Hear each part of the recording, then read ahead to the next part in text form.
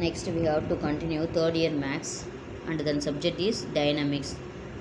Example, if the angular velocity of a point moving on a plane curve is constant about a fixed origin, show that its transverse acceleration is proportional to its radial velocity. Solution, given angular velocity theta dot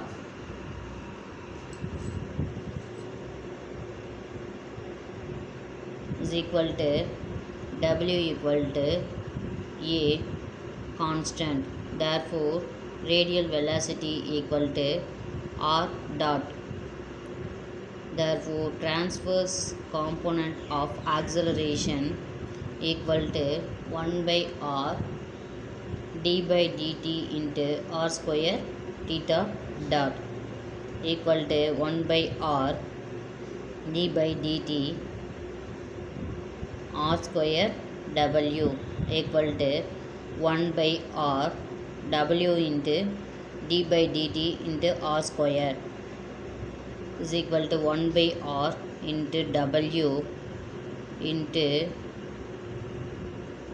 2r into r dot. R cancel, remaining value is 2w r dot. Transverse acceleration equal to 2w r dot. So transverse acceleration alpha into r dot.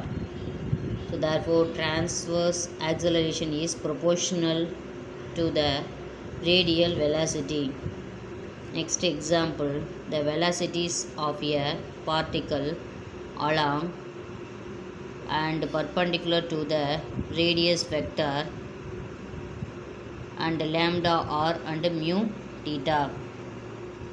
Find the path and show that the acceleration component along and perpendicular to the radius vector are lambda square r minus mu square theta square dividing by r comma mu into theta into lambda plus mu by r, given r dot equal to lambda into r dr by dt equal to lambda r. This is the equation number 1.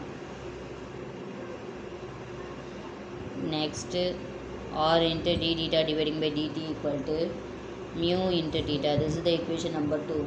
Dividing 1 and 2, we get 1 by r into dr by dt equal to dr by dt equal to lambda r dot dividing by mu theta. Integrating minus 1 by r is equal to lambda by mu into log theta plus a.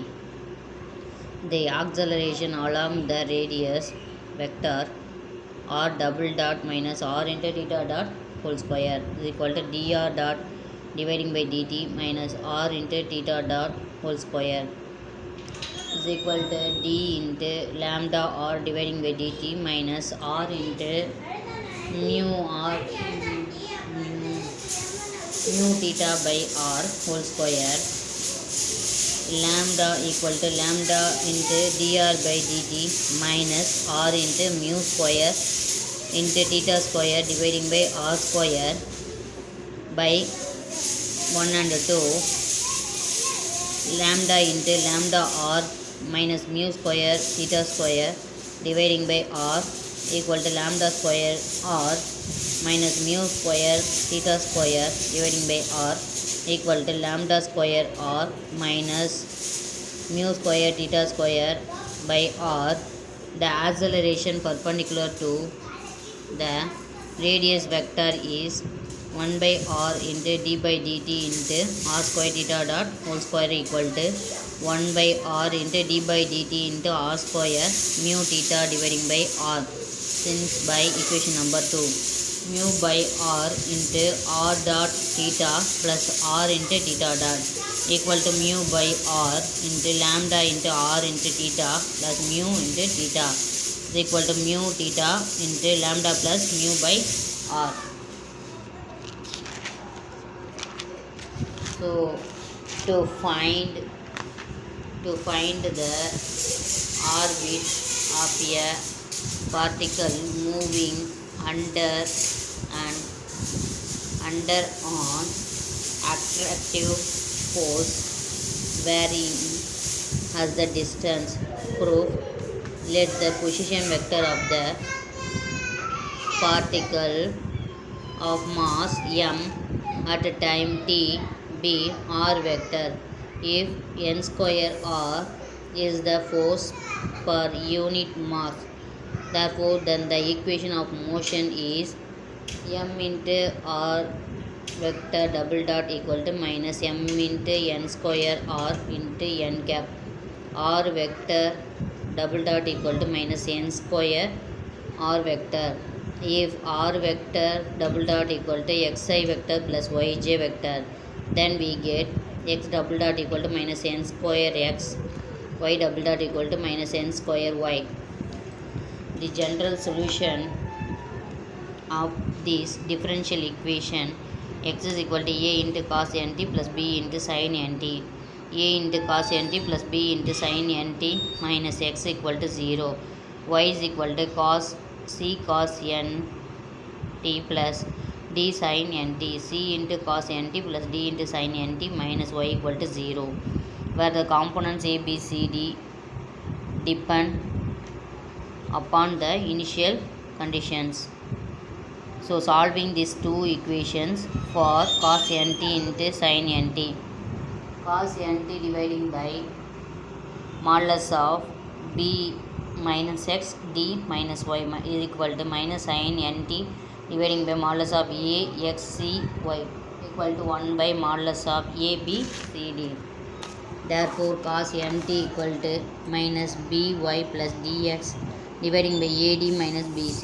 Sin nt equal to minus of ay plus cx dividing by ad minus bc.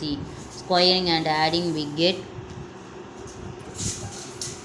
the equation of the path is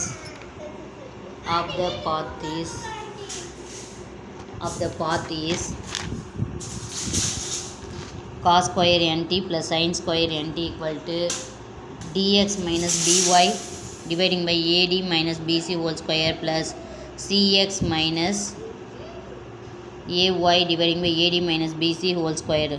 1 equal to cos square nt plus sin square nt value is 1 is equal to dx minus by whole square dividing by ad minus bc whole square plus cx plus ay whole square dividing by ad minus bc whole square equal to 1 equal to dx minus by whole square plus cx plus ay whole square dividing by ad minus bc whole square. So ad minus bc whole square is equal to cross multiplying, so dx minus by whole square plus cx minus ay whole square. Further, it satisfies h square minus ah is less than 0. Therefore, hence it represents in ellipse since minus x comma minus y satisfies the equation. The ellipse is symmetrical about the origin. Therefore, the center of force is at the center of the ellipse. This 2 minus x comma minus y satisfies the equation, that means ellipse equation. So therefore the center of force is at the center of the ellipse. Thank you, students.